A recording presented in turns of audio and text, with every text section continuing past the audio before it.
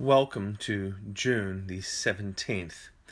I'll start from 2017 and work back to 2014 and take it from there. Some things should not happen, but they do. The understated tragedy of over 30 dying in a unit complex fire in West London has not yet played out. We don't yet know why the fire started. We don't yet know the number of dead. But what we are almost certain of is that the policy had been different, almost no one would have died. Because the fire escape had been accessible, only residents had been advised to stay indoors. It is death by policy, and fingers will point, but the sad truth is that people died because of Euro regulations, because Europe does not know how to deal with illegal migrants. Because now terrorists exploit fires, and so people are deemed to be better off in a secure unit, because a unit might catch fire, but a unit complex should never burn. It is death by policy, and Brexit is not yet finalised.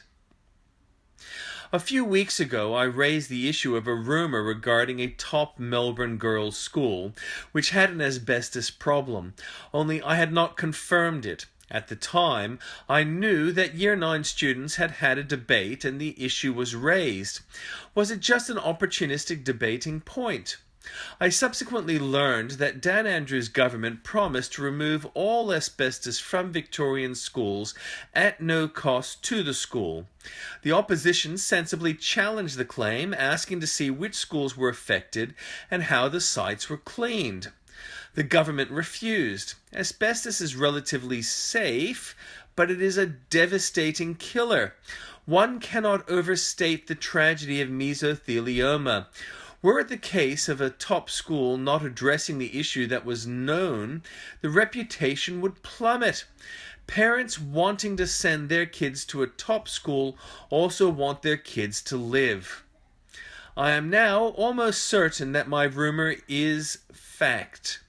The debate had compared the girls' school with a boys' school.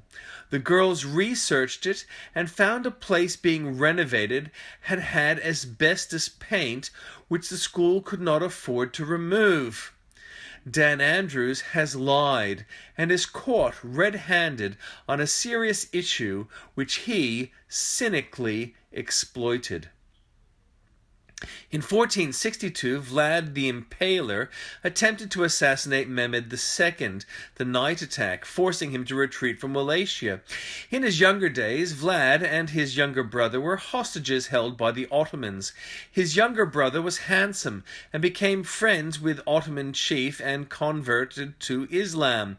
Vlad didn't. 3 times Vlad led his people against the Ottomans, but he was betrayed by an ambitious Hungarian king who wanted to be Holy Roman Emperor and sacrificed Wallachia to the Ottomans by blame-shifting Vlad.